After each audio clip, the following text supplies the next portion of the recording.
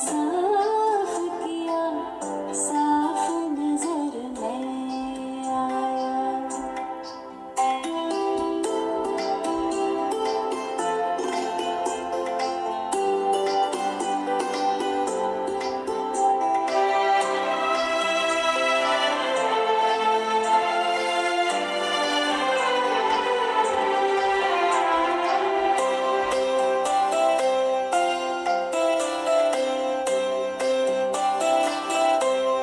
ये तेरी यादें तो रूबरू मिलाती है, ये तेरी यादें तो रूबरू मिलाती है।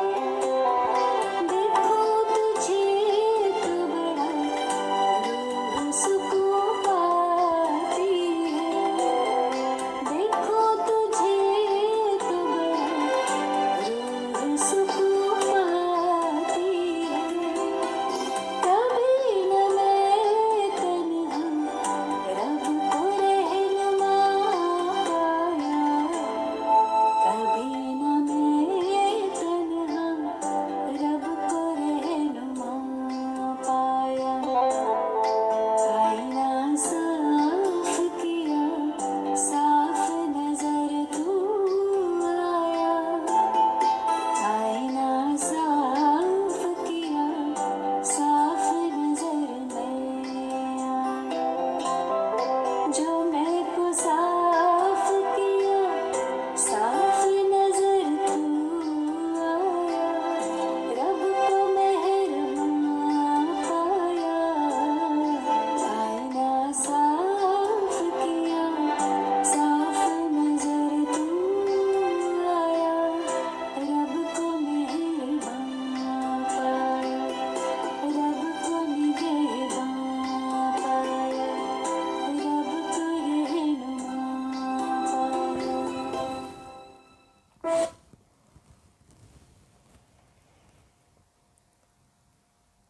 ओम शांति। पहले साइलेंस में थोड़ा योग अभ्यास करेंगे।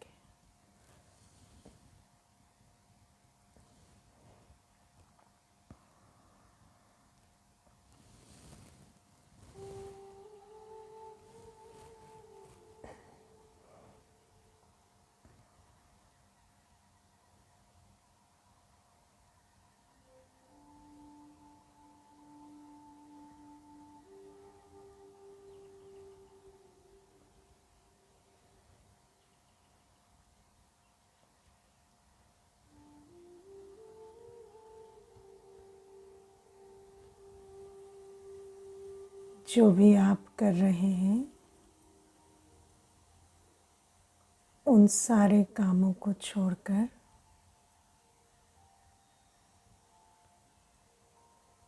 एक स्थान पर स्थिर होकर बैठे।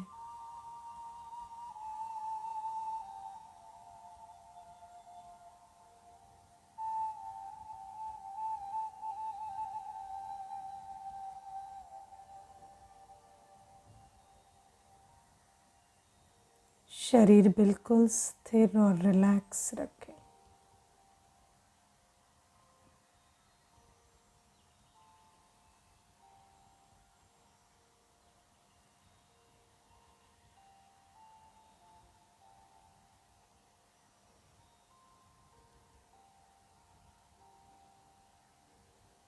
अब अपना ध्यान बाकी सभी बातों से हटाते हुए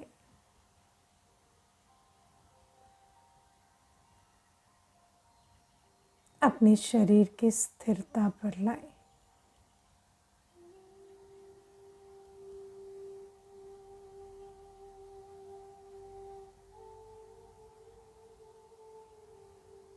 अनुभव करें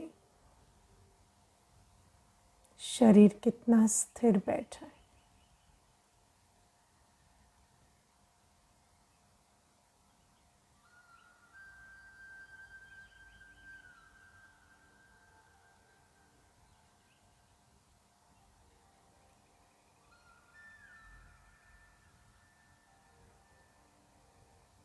अब अपना ध्यान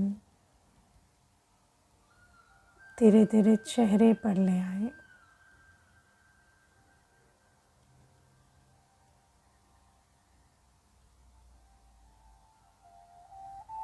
मेरा ये चेहरा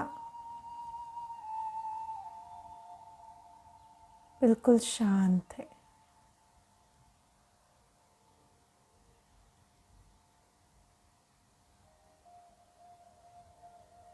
चेहरे की सारी मसल्स रिलैक्स्ड है।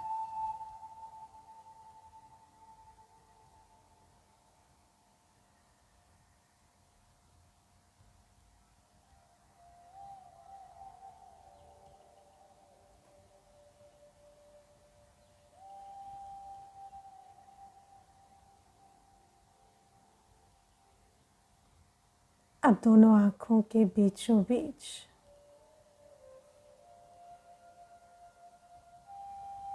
भ्रिकुटी से अंदर की तरफ ध्यान को जाने दें।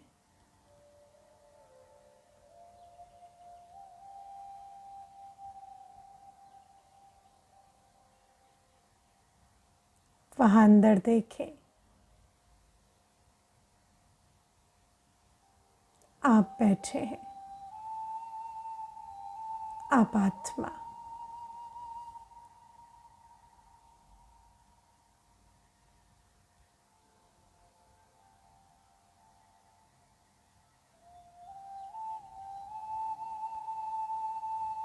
आँखों के पीछे बीचों बीच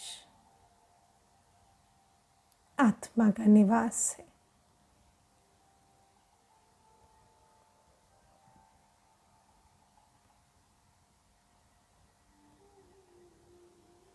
मुझ आत्मा का स्वरूप छोटे से सितारे जैसा है।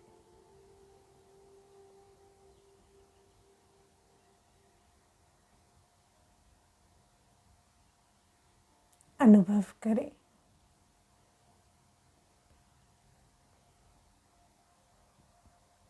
भ्रिकुटी पर स्थित एक चमकता सितारा।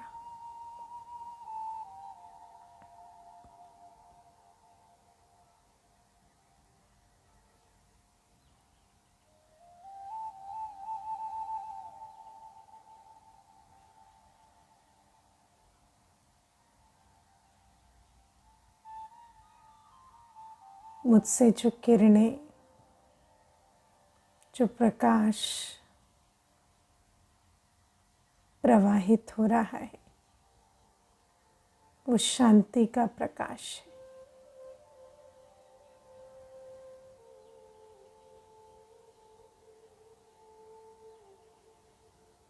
जैसे सितारों से लाइट निकलती है,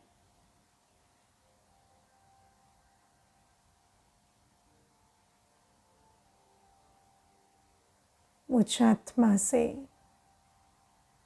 शांति की किरणें, शांति का प्रकाश निरंतर प्रवाहित हो रहा है।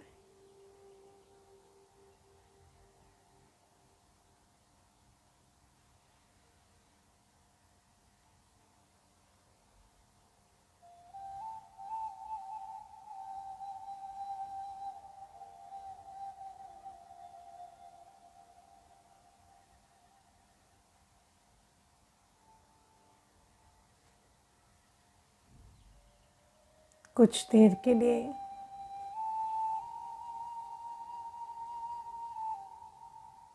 इसी चमकते आत्म सितारे पर अपने ध्यान को एकाग्र करें।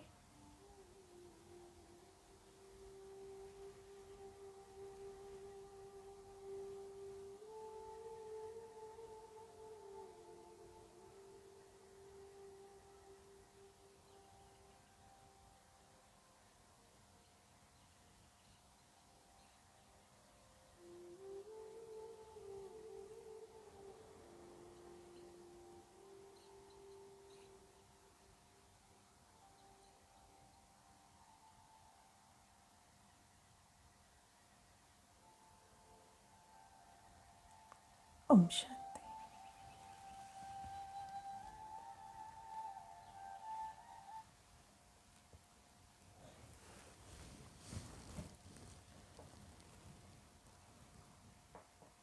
ओम शांति। कल हमने ध्यान के महत्व को समझा कि जहाँ हम ध्यान लगाते हैं, एक तो वो चीज़, वो अवस्था वृद्धि को पाती है, वहाँ हमारी ऊर्जा जाती है तो बढ़ती है।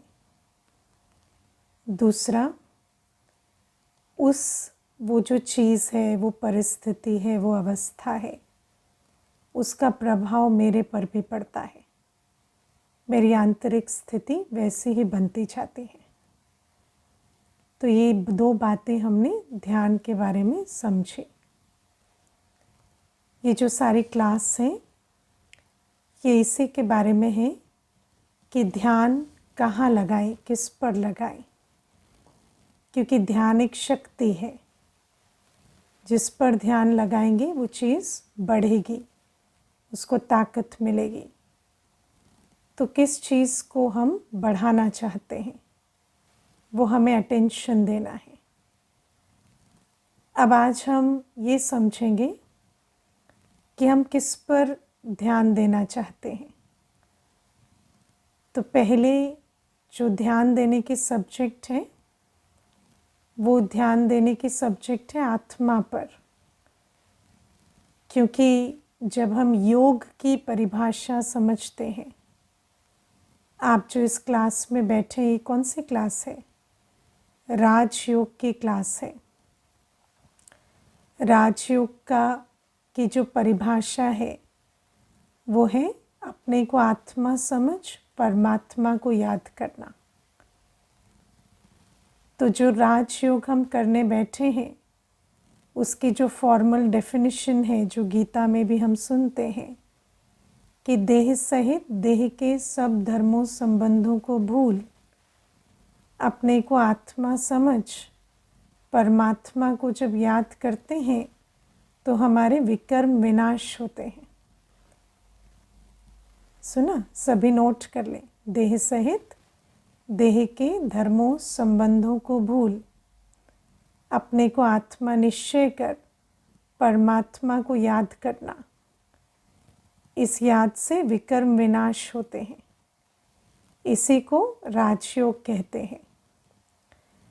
और जब विकर्म विनाश होते हैं तो वही परिस्थिति जो हमारे लिए आज बहुत बड़ी है, वो परिस्थिति हमारे लिए छोटी हो जाती है।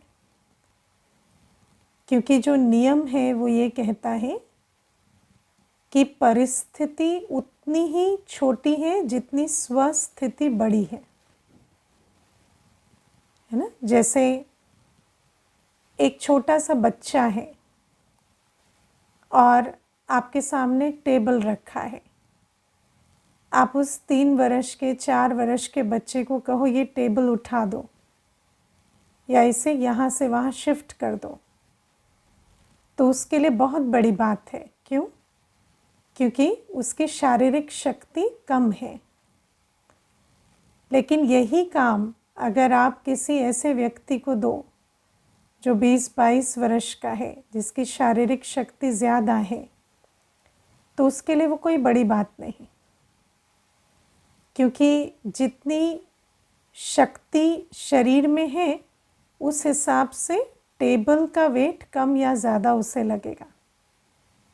ऐसे ही परिस्थिति और स्वस्थिति, इनका कनेक्शन है। जब स्वस्थिति, अंदर की स्थिति कमज़ोर होती है तो हमें छोटी बात भी बहुत बड़ी लगती है, और अगर स्वस्थिति ऊंची है तो परिस्थिति हमेशा छोटी लगती है। जैसे मैंने इस जीवन में देखा, कई ऐसी आत्माएं हमारे संपर्क में आई जो हमें ये बताते कि दीदी हमें कैंसर हो गया था, या कैंसर है, अभी इलाज चल रहा है, और बड़े आराम से बताते, है ना, जैसे कोई बड़ी बात नहीं है। और कई कहते हाय मुझे ज़ुकाम हो गया, हाय मुझे ज़ुकाम हो गया, ऐसे कहते कि कोई बहुत बड़ी बीमारी हो गई है। तो जब आत्मा की स्थिति कमज़ोर होती है तो उसको चाहे शारीरिक, चाहे आर्थिक, चाहे संबंधों में, चाहे किसी और जगह पे कोई भी बात या चैलेंज है, परिस्थिति है, तो उसे बहुत बड़ी लगती है। तो ये जो राजयोग है, इससे परिस्थिति का हम वैसे डायरेक्टली कुछ नहीं करते, पर जब राजयोग से विकर्म विनाश होते हैं और स्वस्थिति ऊंची हो जाती है तो हमें परिस्थिति छोटी लगती, और जब परिस्थिति छोटी होती है तो उस पर मेरी स्वस्थिति का प्रभाव पड़ेगा, है ना, क्योंकि एनर्जी हमेशा कहाँ से कहाँ फ्लो करती है, हाई से लो पे। तो अगर मेरी स्थिति ऊंची है और परिस्थिति कमज़ोर है तो मेरा प्रभाव परिस्थिति पर पड़ेगा, और अगर मेरी स्थिति नीची है और परिस्थिति ऊंची है तो परिस्थिति का प्रभाव मुझ पर पड़ जाता है। तो राजयोग ये जो पूरा हमारा जो इक्वेशन है परिस्थिति के साथ, इसको बदल देता है, क्योंकि अपनी स्थिति ऊंची होने से हमारा प्रभाव परिस्थिति पर पड़ने लगता है। लेकिन इसके लिए हमें दो बातें पहले समझनी पड़ेंगी, आत्मा और परमात्मा। क्योंकि राजयोग क्या है? देह सहित देह के सब धर्मों संबंधों को भूल अपने को आत्मा समझ परमात्मा को याद करना। तो परमात्मा को हम आगे समझेंगे, पर पहले हम आत्मा को समझेंगे। अब जब आप ये शब्द सुनते हैं आत्मा, तो आपकी बुद्धि में क्या आता है? बुद्धि में क्या आता है का अर्थ क्या है?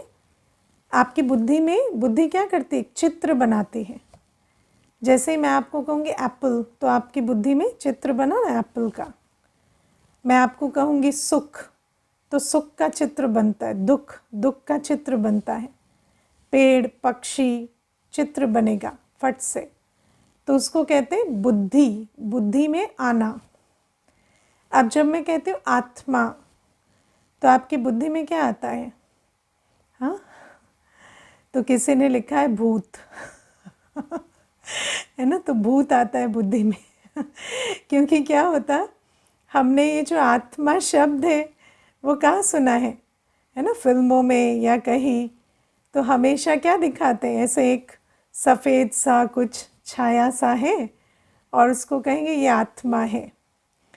लेकिन ये जो आत्मा के बारे में हमारा ये जो कनेक्शन है, जो हमारा चित्र बनता है, ये कहाँ से आए? फिल्मों से। अब फिल्में तो ज्ञान लेने की जगह नहीं है ना वो एंटरटेनमेंट की जगह है।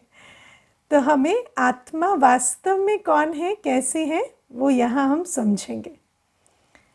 अब आत्मा को समझने के लिए पहले हम 3 बातें समझेंगे। जब किसी का शरीर छूट जाता है ना, सबसे ज़्यादा आत्मा शब्द कहाँ प्रयोग होता है? जब किसी का शरीर छूट जाता है, मृत्यु होती है, तो मृत्यु के समय हम आत्म शांति का पाठ करते हैं, है ना, या कहते हैं कि आत्मा को शांति देनी है, या आत्मा आगे कहाँ गई, ये सारी बातें। तो यूजुअली हम आत्मा शब्द जीवन में नहीं सुनते कब है? जब किसी का शरीर छूटता है, तब ये आत्मा शब्द निकल कर आता है। अब आत्मा शब्द किस हिसाब से आता है? तो जब कोई शरीर छोड़ देते हैं तो हम कहते हैं वो चल बसे, है ना, या आत्मा निकल गई, ठीक है ना। अब शरीर तो यहीं पड़ा है, तो वो या आत्मा जो है वो आगे चली गई, तो इसका मतलब शरीर में आत्मा थी, राइट, है ना। तो इसका मतलब हम जो अभी दिखाई दे रहे हैं, हम शरीर प्लस आत्मा बैठे हैं ना, है ना, फिर आत्मा निकल जाती है। शरीर रह जाता है। फिर दूसरा, जब एक पेशेंट हॉस्पिटल जाता है, उसको ऑपरेशन थिएटर में लेकर जा रहे हैं, तो क्या कहेंगे? पेशेंट को अंदर लेकर आओ। ऑपरेशन थिएटर में जाने से पहले कहेंगे पेशेंट को अंदर लेकर आओ। अब उसकी ऑपरेशन थिएटर पर मृत्यु हो गई तो क्या कहेंगे? बॉडी को बाहर लेके जाओ। ठीक है ना? तो गया तो पेशेंट था, बाहर बॉडी जा रही है, तो पेशेंट कहाँ गया? कौन है पेशेंट? पेशेंट शरीर नहीं है, पेशेंट आत्मा है। और जैसे ही आत्मा निकल गई तो कहेंगे सिर्फ बॉडी है, बॉडी को लेकर जाओ, है ना? तो तीसरा, जब हम ये शब्द कहते हैं अर्थी, अर्थी किसे कहते हैं? डेड बॉडी को। तो अर्थी का अर्थ क्या होता है? अरथी, माना रथ है पर रथी नहीं है। रथ किसे कहा? शरीर को। और रथी कौन है? आत्मा। तो ये जो शरीर रह गया और रथी चला गया तो कहेंगे अरथी। रथी के बिना रथ पड़ा है, शरीर पड़ा है। तो हमें ये समझना है कि जब शरीर को आत्मा छोड़ देती है तो फिर शरीर किसी काम का नहीं रहता। तो अभी जब शरीर से सब काम हो रहा है तो वो सारा कुछ शरीर से कौन कर रहा है? आत्मा कर रही है ना? आप कौन है? आप आत्मा है। दो शब्द आते हैं ना, आप आत्मा या आपकी आत्मा। तो कई बार कहेंगे मेरी आत्मा है। नहीं, मेरी आत्मा नहीं है, मैं आत्मा हूँ, मेरा शरीर है। शरीर छोड़कर भी मैं आत्मा आगे जाती हूँ। आप इस शरीर से पहले भी थे, आप इस शरीर के बाद भी रहेंगे। ये शरीर टेम्पररी है, आप परमानेंट है। तो आप कौन है? आप आत्मा है। ठीक है? तो आत्मा कोई, है ना, भूत या छाया या वैसी नहीं। आत्मा, मैं आत्मा हूँ। अब आप देखो, जब का जैसे मैंने आपको राजयोग की परिभाषा बताई तो क्या कहा? देह देह के धर्मों संबंधों को भूल अपने को आत्मा निश्चय करो।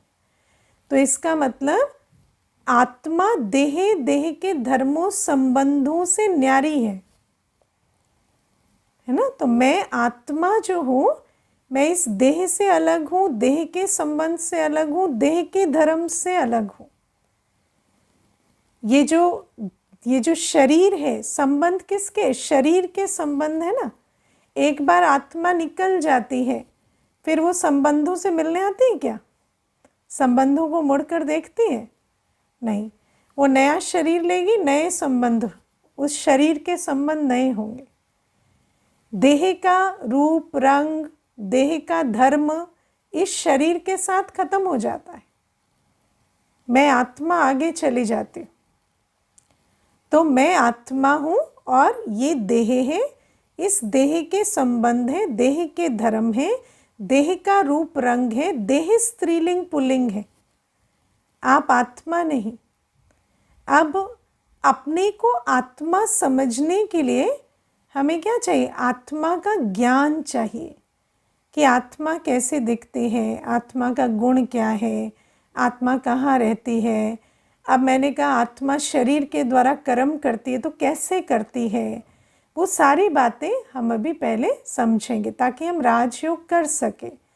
राजयोग करने के लिए हमें पहले आत्मा को रियलाइज़ करना, क्योंकि आत्मा है तो सही, हम आत्मा है, लेकिन हम आत्मा स्वयं को समझ पाए, अनुभव कर पाए, उसके लिए हमें आत्म ज्ञान चाहिए, जिसको हम कहते हैं स्वचिंतन।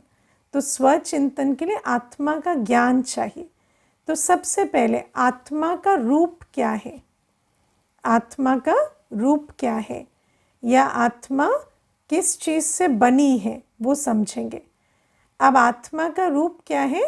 आत्मा एक छोटे से सितारे जैसे है, बिंदु रूप। आपने वो गायन सुना है, भृकुटी के बीच चमकता है अजब सितारा, है ना? तो ये गायन किया जाता है कि भृकुटी के बीच चमकता है अजब सितारा। तो आत्मा कैसी है? आत्मा एक सितारे जैसी है।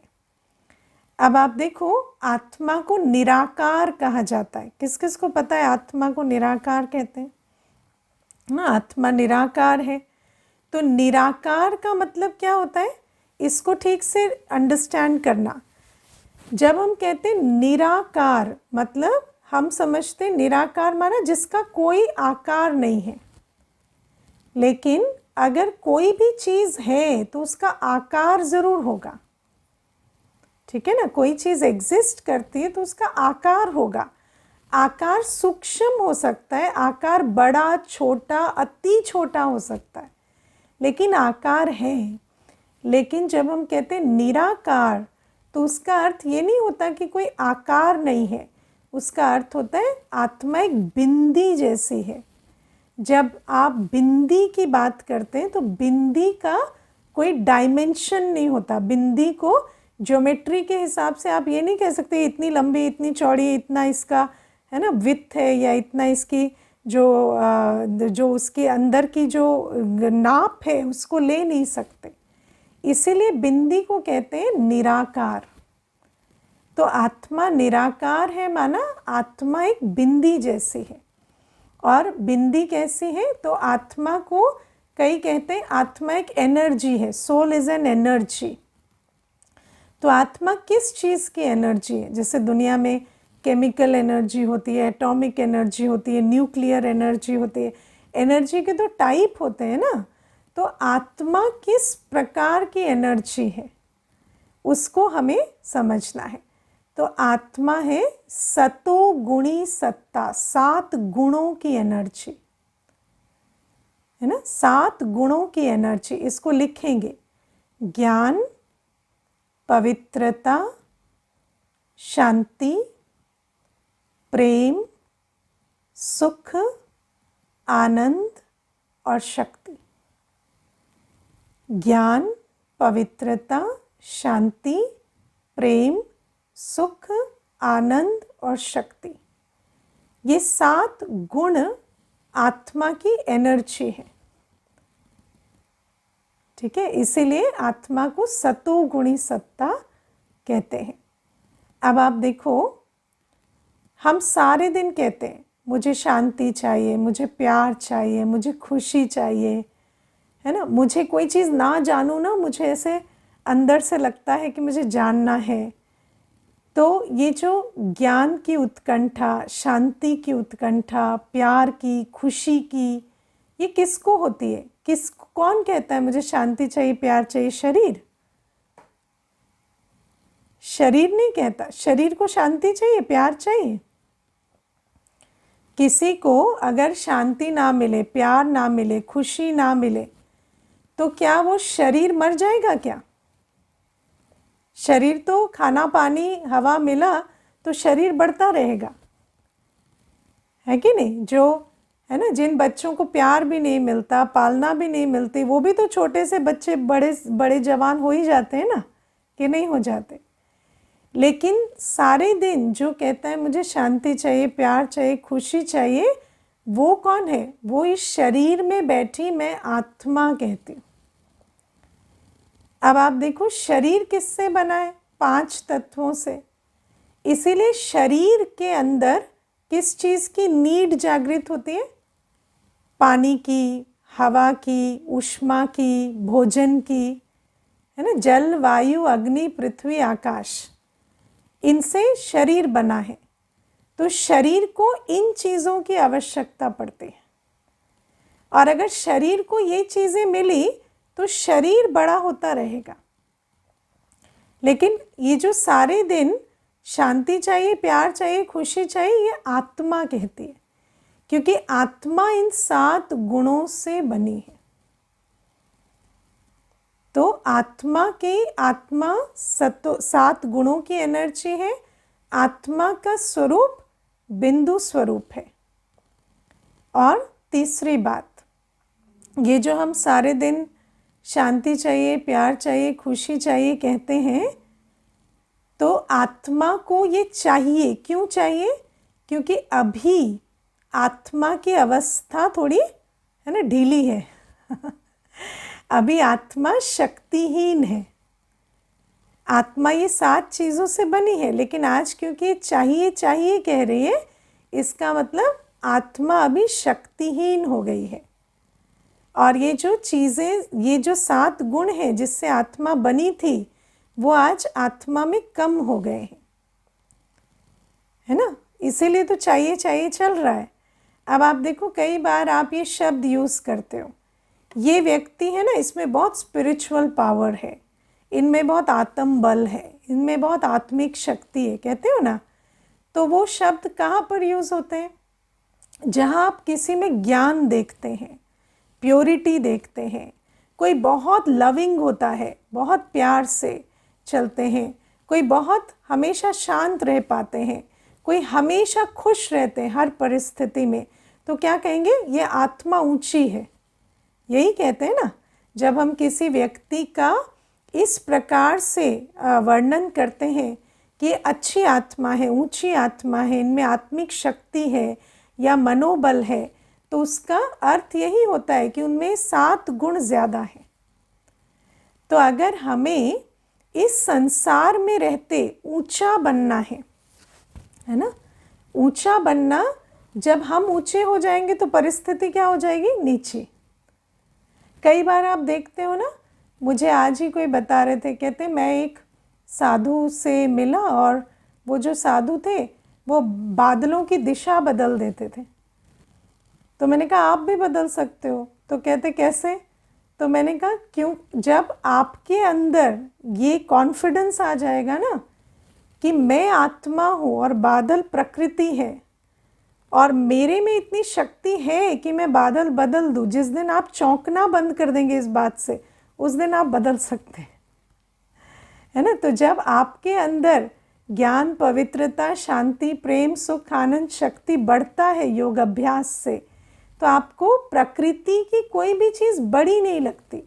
आप ऐसे नहीं कहते अरे बादल छा गए, अरे धूप आ गई, बहुत गर्मी है, बहुत सर्दी है, या किसी का भी व्यवहार आपको बड़ी चीज़ नहीं लगता। ये बार बार इरिटेट करते हैं, बार बार ऐसे करते हैं, ये शब्द आपके मुख से नहीं निकलेंगे, क्योंकि आपके अंदर शक्ति है, तो आपको बाहर की बात बड़ी नहीं लगती। तो परमात्मा हमें समझाते हैं कि आत्मा की शक्ति या आत्मा का बल, ये 7 गुण हैं। अब हर किसी को ये तो मालूम है कि मुझे ये 7 चीज़ें चाहिए, लेकिन जहाँ से हम इसे ढूंढ रहे हैं वो एड्रेस गलत है ना। इसीलिए हम बहुत ढूंढ रहे हैं और हमें कुछ समय के लिए, अल्पकाल के लिए प्राप्ति हो भी जाती है, लेकिन फिर भी आत्मा का पेट नहीं भर रहा आत्मा को जो पूर्णतः जो चाहिए वो मिल नहीं रहा, क्योंकि जहाँ हम ढूंढ रहे हैं वहाँ ये मिल नहीं, वहाँ ये अवेलेबल नहीं है। अब आप ज्ञान कहाँ ढूंढ रहे हैं? गूगल पे, है ना ज्ञान कहाँ ढूंढ रहे हैं? गूगल पे। और गूगल पे ज्ञान है? गूगल पे इंफॉर्मेशन, ठीक है ना। इंफॉर्मेशन और ज्ञान में क्या अंतर होता है? इंफॉर्मेशन उन चीज़ों की होती है जिसे आप कंट्रोल नहीं कर सकते,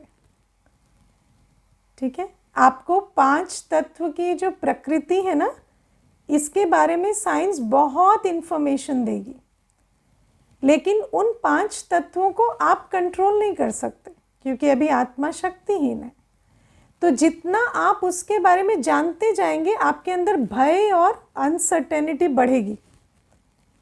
इसीलिए दुनिया में जो जितना जानता है वो उतना परेशान है ना। जिसको कुछ नहीं पता वो बहुत खुश है है ना। मुझे एक माता आई थी, तो मुझे कहती मुझे ना बहुत बड़ी बीमारी हो गई है ना। तो मैंने कहा आपको किसने बताया इतनी बड़ी बीमारी है? तो मुझे कहती मैंने रिसर्च की। कहाँ रिसर्च की? तो कहते मैंने गूगल पे ढूंढा, डॉक्टर्स से पूछा। तो मैंने कहा इतनी रिसर्च क्यों की? तो कहती जानना तो चाहिए ना कि कितनी बड़ी बीमारी है, तो मैंने कहा जान के क्या हुआ, दुखी हुए ना। तो बीमारी को मत जानो, इलाज को जानो।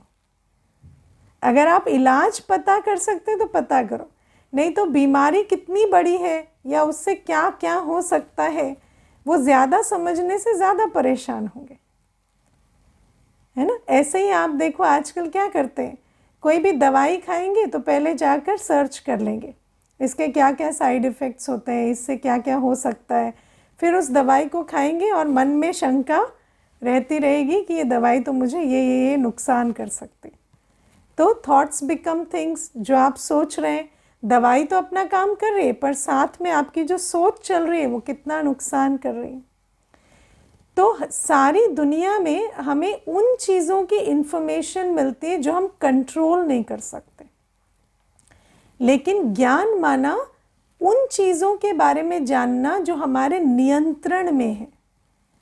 जैसे कि मेरा मन, मेरी बुद्धि, मेरी सोच, मेरी भावनाएं, मेरी अवेयरनेस, इनके बारे में जानना, अपने बारे में जानना, परमात्मा के बारे में जानना।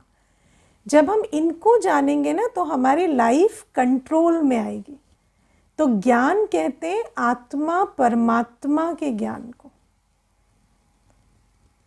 लेकिन ज्ञान हमारे पास बढ़ नहीं रहा, ज्ञान घट रहा है और इन्फॉर्मेशन बढ़ रही है।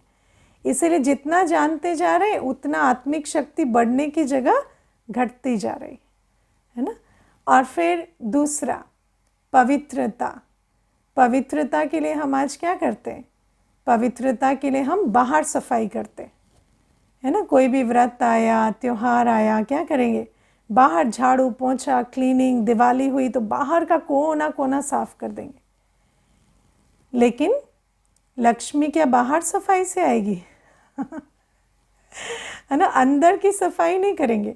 अंदर कप कप का कूड़ा भरा हुआ है। आपको लास्ट कौन से साल की बात याद है, सबसे पुरानी दुख वाली बातें, है ना। 20-20 वर्ष, 22-22, 25-25 वर्ष की बातें याद रखते। ये हुआ था, इन्होंने ये किया, उन्होंने ये कहा। तो आप सोचो कि पवित्रता माना, है ना, मन को पहले साफ करो, अपनी मेमोरीज को साफ करो, अपने आचरण को साफ करो। तो पवित्रता से जो शक्ति आती है आत्मा में, वो बाहर की सफाई से नहीं आती। लेकिन हम सिर्फ व्रत, उपवास, त्योहार, सोमवार, सतगुरुवार क्या कर रहे हैं, बाहर सफाई कर रहे हैं। लेकिन आत्मा को चाहिए प्योरिटी, अंदर की प्योरिटी। और अंदर की प्योरिटी के लिए हमें, है ना, डिसीजन लेना पड़ेगा कि मुझे एक भी कटु स्मृति को एंटरटेन नहीं करना है। तो अभी जो हम समझ रहे हैं वो ये कि हम ये 7 चीज़ों को जहाँ ढूंढ रहे हैं वहाँ ये नहीं मिलती। कहाँ मिलती है वो हम आगे समझेंगे, पर आज हम समझ रहे हैं कि वहाँ नहीं मिलती। तीसरा, शांति।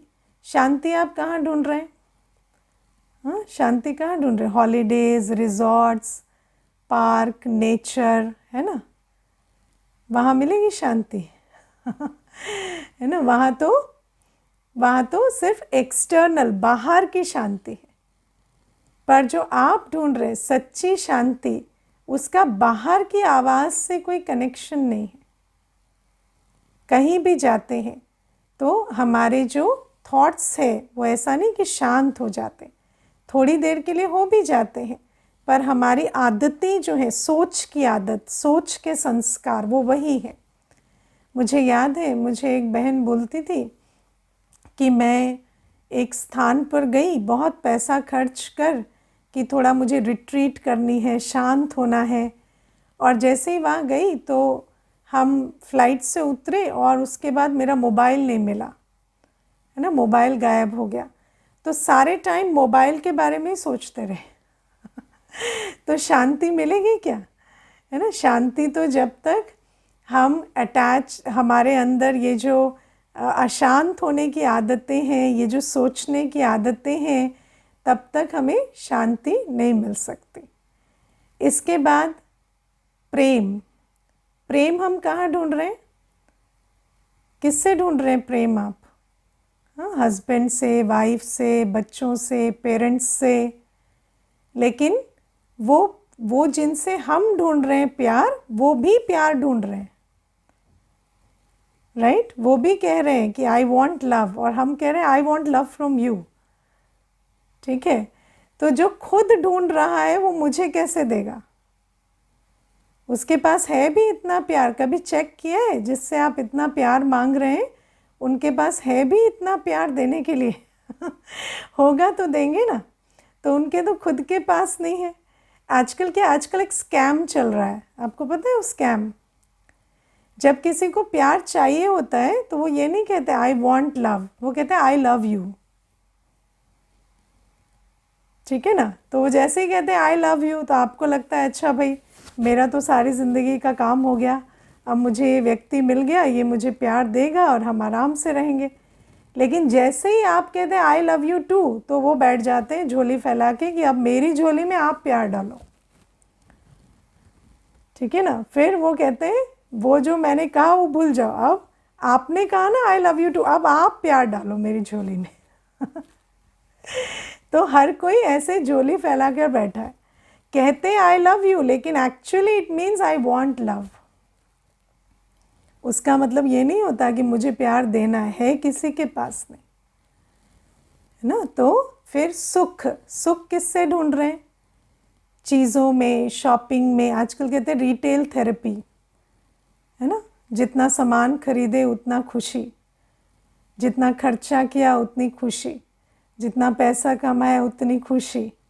लेकिन फिर कितनी देर? थोड़ी देर, और उसके बाद फिर, है ना, खेल ख़त्म, पैसा हज़म, खुशी भी ख़त्म। तो खुशी के लिए एक बहुत अच्छी बात कही जाती है, अगर खुशी का कोई रीज़न है तो रीज़न का सीज़न भी होगा, और सीज़न ख़त्म हुआ, रीज़न ख़त्म हुआ, खुशी भी ख़त्म हो गई। तो खुशी जब बाहर की चीज़ से आती है ना, जब उसका कोई कारण है, जब आपको कोई पूछता है आप क्यों खुश हैं, तो आपके पास एक कारण होता है ना, मैं इसलिए खुश हूँ, एग्ज़ाम अच्छा हुआ, रिज़ल्ट अच्छा हुआ, है ना, मुझे आज ये मिला, वो मिला, इन्होंने कॉम्प्लीमेंट दिया, उसने गिफ्ट दी। तो जब वो रीज़न है ना, तो वो रीज़न सदा काल का नहीं हो सकता। तो जब रीज़न सदा काल का नहीं हो सकता, तो खुशी भी सदा काल की नहीं हो सकती, है ना? If your happiness has a reason, every reason has a season, and when the season will end, the reason will end and the happiness will also end. तो इसीलिए जब कोई पूछे कि आप क्यों खुश हैं, तो आपका कारण क्या होना चाहिए, है ना? हम खुश इसलिए हैं क्योंकि खुशी मेरी नेचर है। अगर आप बाहर की किसी भी चीज़ से खुश हैं तो आप सदा खुश नहीं रह सकते। ठीक है ना? तो हमें ज्ञान, पवित्रता, शांति, प्रेम, सुख हम जहाँ से ढूंढ रहे हैं वहाँ से नहीं मिलता। आनंद हम कहाँ ढूंढते हैं? आनंद हम ढूंढते हैं भोजन में। कई बार खूब पेट भर लेंगे, है ना, खूब पेट भर लेंगे और फिर कहेंगे आज बहुत आनंद आया, खूब खाना खा लिया, वैरायटी, और फिर कहेंगे आज बहुत आनंद आया। तो इंद्रिय सुख, जितना इंद्रियों को तृप्ति मिलती है तो कहते हैं हमें बहुत आनंद मिला।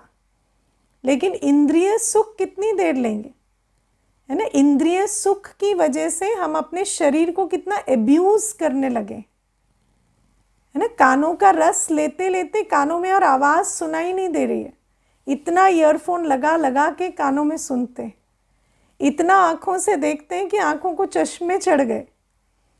तो इंद्रिय सुख कितना भी लो, वो आनंद स्थायी नहीं होता। और बार बार इस शरीर को एब्यूज़ कर करके हम जो आनंद प्राप्त करने की कोशिश कर रहे हैं, उस होड़ में हमारी सारी इंद्रियां थकती चली जा रही।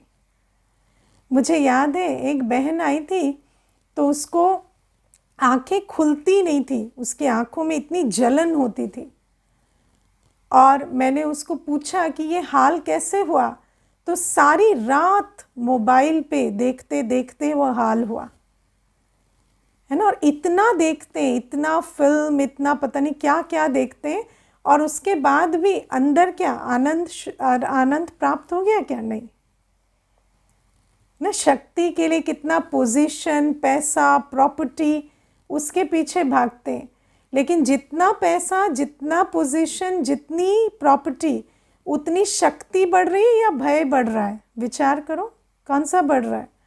कौन कौन कहते हैं उतना भय बढ़ रहा है ना? उतना भय बढ़ रहा है।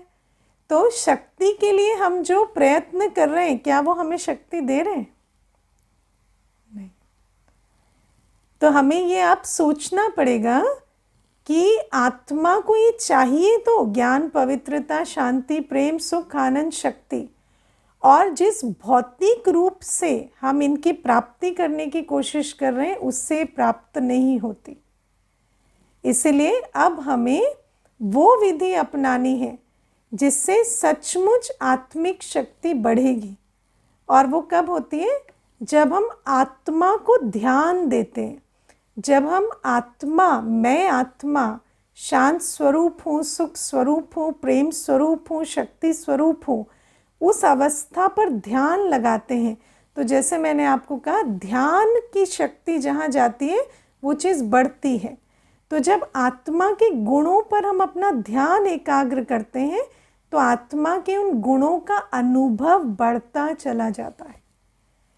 तो आत्मिक शक्ति को बढ़ाने के लिए हमें आत्मा के जो गुण हैं उस पर ध्यान देना पड़ेगा। ठीक है? तो जब हम योग करते हैं तो आत्मा, मैं आत्मा हूँ, शरीर से न्यारी, मैं भ्रिकुटी पर बैठी हूँ। कल मैं निवास स्थान को और थोड़ा समझा दूंगी, पर आज के लिए इतना समझते हैं। मैं एक छोटा सा सितारा हूँ, ऊर्जा हूँ, 7 गुणों से बनी हूँ, भ्रिकुटी पर बैठी हूँ। और जितना आप अपने स्वरूप पर, अपने गुणों पर अपना ध्यान एकाग्र करेंगे, उसका चित्र और उसका अनुभव मन बुद्धि से क्रिएट कर कर अपने अंदर धारण करेंगे, उतना उतना आत्मिक शक्ति बढ़ती चली जाती है। अच्छा, अब कुछ प्रश्न हैं वो ले लेते हैं। मुझे मेरी आत्मा को शांत बनाना है ताकि आगे किसी बॉडी में जाए तो बहुत शांत हो, है ना? तो उसी का हम यहाँ पर प्रयास कर रहे हैं। कोई लिख रहे हैं कि मुझे बहुत नेगेटिव थॉट चलते हैं, तो उन नेगेटिव थॉट्स को शांत कैसे करें? तो आप देखो कि कल हम ये बात समझेंगे कि मन आत्मा की शक्ति है। तो थॉट्स कौन क्रिएट करता है? मन। अब जैसी आत्मा है वैसा मन काम करता है। अगर मन नेगेटिव थॉट्स क्रिएट कर रहा है तो इसका मतलब आत्मिक शक्ति कम है। तो जितना आप योग अभ्यास करेंगे ना, ये जो मैं आत्मा सितारा, शांत हूँ, सुख स्वरूप हूँ, प्रेम स्वरूप हूँ, शक्ति स्वरूप हूँ, अपना ध्यान जितना एकाग्र करेंगे उतना ये जो मन का कार्य है थॉट क्रिएट करने का, उसकी क्वालिटी बेटर होती जाएगी। ठीक है? अच्छा, मैं एग्ज़ाम के लिए प्रिपेयर कर रहा हूँ और अंदर कॉन्फिडेंस नहीं है, 3 अटेम्प्ट्स बचे हैं। लौकिक स्टडी को लेकर चिंतित रहता हूँ, अभी क्या करना है ना? देखिए, आपने सुना है हम लोग शुरू में कहते हैं ओम शांति, है ना? ओम का अर्थ क्या होता है? आचरण, उच्चारण और मन। ए आ उ म, आचरण, उच्चारण और मन। ये जो ओम है ये क्यों इतना महत्वपूर्ण है? क्योंकि हमारे जीवन में आचरण, उच्चारण और मन, ये तीनों इकट्ठे काम करना चाहिए। जब ये तीनों इकट्ठे काम नहीं करते तो हमारे जीवन में सफलता नहीं आ सकती। अब आपका आचरण क्या है कि आप पढ़ाई कर रहे हैं, कर्म तो कर रहे हैं ना पढ़ाई का। उच्चारण, अभी भले आपने उच्चारण ही, लेकिन लिखा क्या? मुझे कॉन्फिडेंस नहीं है। और मन में भी थॉट क्या क्रिएट कर रहे हैं? पता नहीं होगा या नहीं। तो आप जो कर रहे हैं और आप जो सोच रहे हैं और आप जो कह रहे हैं, उन तीनों में एक समानता नहीं है। इसीलिए हमें क्या करना है, जब मैं पढ़ रही हूँ, मुझे पढ़ना ही है ना, पढ़ रही हूँ, तो मुझे अपने आप को कहना है मैं पढ़ रही हूँ तो सफलता मेरी क्यों नहीं होगी। सफलता कैसे होती है? पढ़ने से होती है। तो पढ़ाई मैं कर रही हूँ तो मुझे सफलता क्यों नहीं मिलेगी। तो ये कॉन्फिडेंस रखकर कि पढ़ने वाला सफल होता ही है, मैं जितना पढ़ रही हूँ मुझे सफलता मिलनी ही है, ये कॉन्फिडेंस रखकर आपको थॉट क्रिएट करने पड़ेंगे कॉन्शियसली, और पढ़कर सफलता को पाना पड़ेगा। और कभी भी मुख से भी नहीं बोलो कि मेरे में कॉन्फिडेंस नहीं है। नहीं भी है ना तो करेक्ट करो, है कॉन्फिडेंस, मैं विजयी आत्मा हूँ, मैं सफलता मूर्त आत्मा हूँ, है ना। मेरा नहीं होगा तो किसका होगा। है ना, दे दिया है एफर्मेशन, मैं विजयी आत्मा हूँ, मैं सफलता मूर्त आत्मा हूँ। मेरा नहीं होगा तो किसका होगा? मेरा ज़रूर होगा। ये निश्चय रखकर आपको पढ़ना है। मैं आपको एक बहुत अच्छी बात इसमें सुनाती हूँ, जो भी एग्ज़ाम्स के लिए प्रिपेयर कर रहे हैं। मैंने एक बार एक इंटरव्यू सुना था जिसमें 3 मित्र थे और वो तीनों मित्र आईएएस थे, है ना। तीनों मित्रों ने सिविल्स क्लियर किया। तो इंटरव्यूअर ने उनको पूछा कि आप तीनों दोस्त इकट्ठे कैसे सिविल सर्विस क्लियर कर लिए। तो कहते हम बहुत गरीब घर से आए, हमारे यहाँ पैसे धन की हमेशा समस्या रही और हम तीनों मित्र थे। तो एक दिन हम ऐसे पेड़ के नीचे चबूतरे पर बैठे थे और तीनों ने हमने सोचा हम जिंदगी में क्या कर सकते हैं। तो हमने सोचा हम बिजनेस तो कर नहीं सकते क्योंकि बिजनेस के लिए पैसा लगता है, हम पॉलिटिक्स भी ज्वाइन नहीं कर सकते क्योंकि उसके लिए भी कॉन्टैक्ट्स चाहिए, मेरे पास ना पैसा है ना कॉन्टैक्ट्स है। हम कोई एथलीट या स्पोर्ट वाला जॉनर में भी नहीं जा सकते, हम इतने फिजिकली भी इतने साउंड नहीं है या इतना हमने एक्टिव अपने आप को रखा नहीं है। तो हमने सोचा बस एक आईएएस बनने के लिए पढ़ाई करनी है और कुछ नहीं करना है। है ना, 15 20 25 चलो 50 किताबें होंगी, क्या करना है? पढ़ना है, पास करना है ना।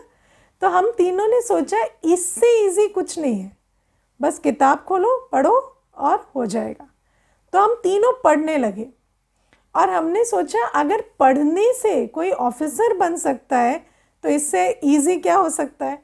तो उस कॉन्फिडेंस के साथ कि हर पढ़ने वाला आईएएस क्रैक कर सकता है, हम पढ़ने लगे और तीनों बन गए।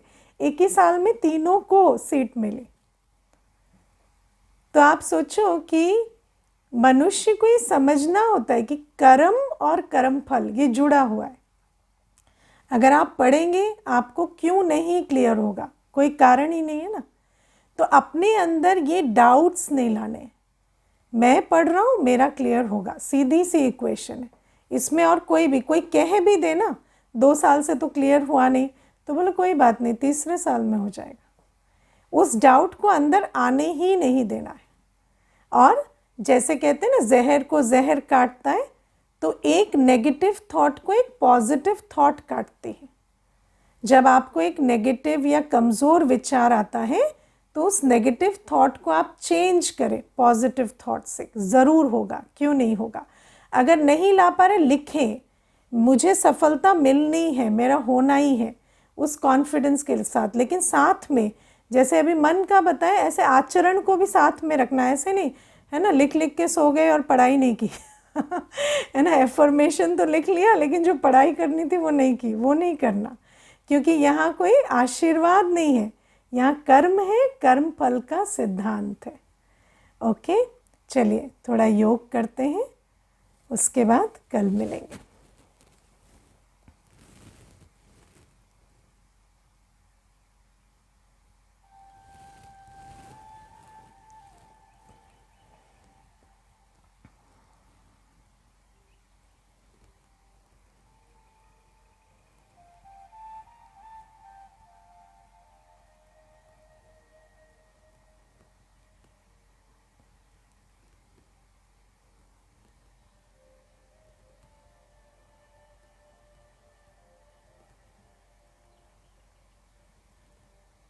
ज्ञान स्वरूप होकर बैठे।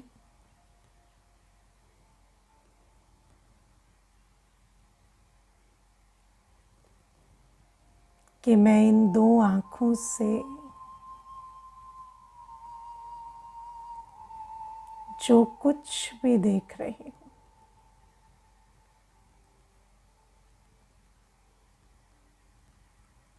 सब 5 तत्वों का है।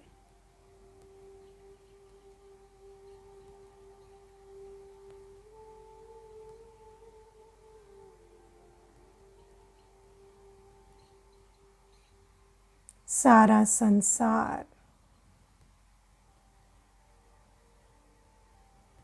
ये शरीर,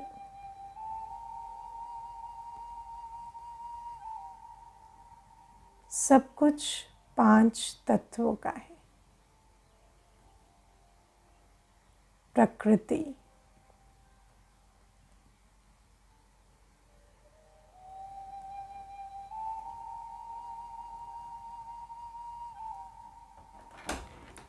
अपना ध्यान प्रकृति से हटाते हुए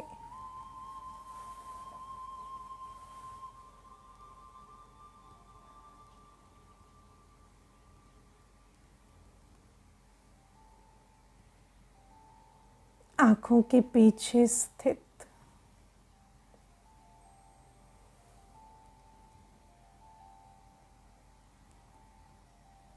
इस प्रकृति को चलाने वाली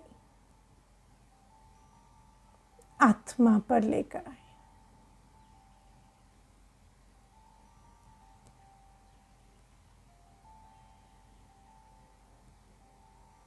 विजुअलाइज करें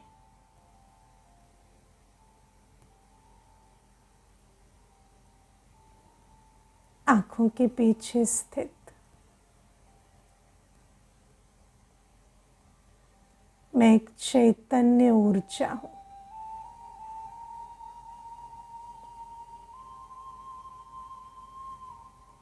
चमकता सितारा,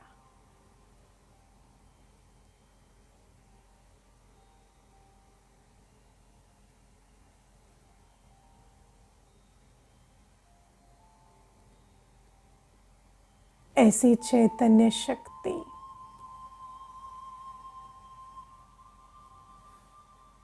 जो शांत है, पवित्र है,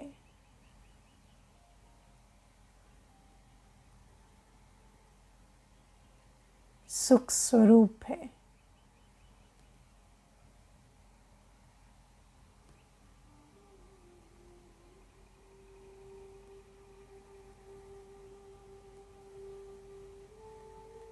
जैसे फूलों से निरंतर खुशबू चारों ओर फैलती है।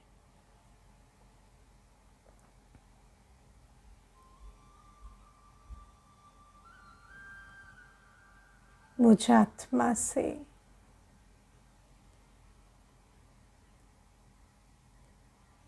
शांति के प्रकंपन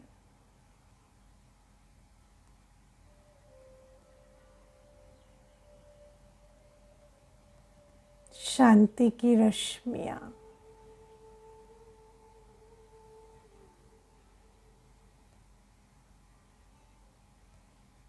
पूरे शरीर, पूरे संसार में फैल रही है।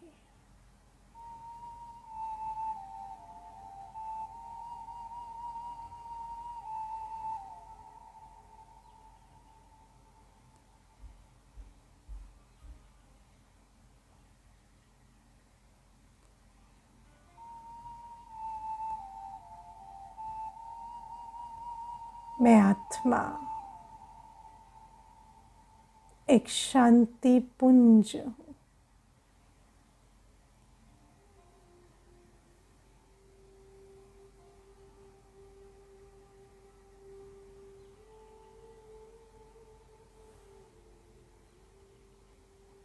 बैठे कुछ देर इस सुंदर स्थिति में।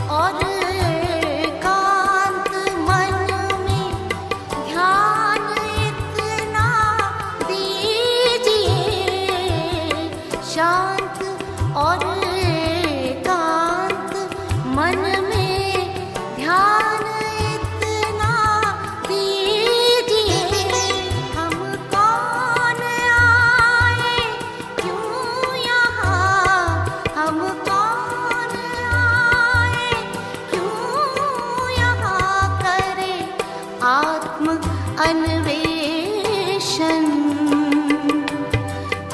आत्मचिंतन से ही होगा आत्म परिवर्तन।